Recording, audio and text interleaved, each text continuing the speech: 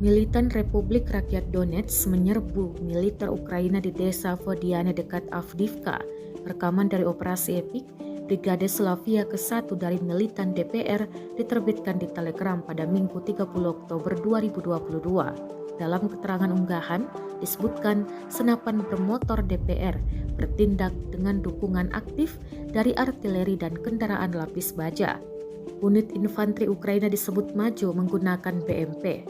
Tentara Ukraina tampak turun dan mempersiapkan serangan. Hampir segera pertempuran pecah di daerah perumahan sebelum artileri DPR berdatangan. Klaim militan DPR, quadrocopter atau drone militan DPR disebut menjadi mata artileri. Hasil operasi pasukan militan DPR menerobos pembangunan desa yang diubah oleh tentara Ukraina menjadi daerah benteng sangat besar. Pelepasan artileri diperlukan untuk menekan kemajuan lebih lanjut ke utara. Ini akan memotong pasokan angkatan bersenjata Ukraina di dekat Orlovka dan mengelilingi Avdiivka.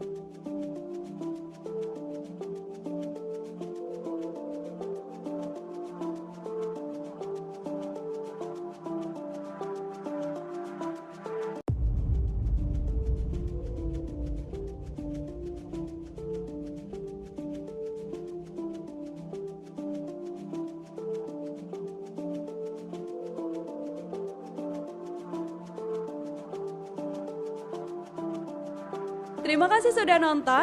Jangan lupa like, subscribe, dan share ya.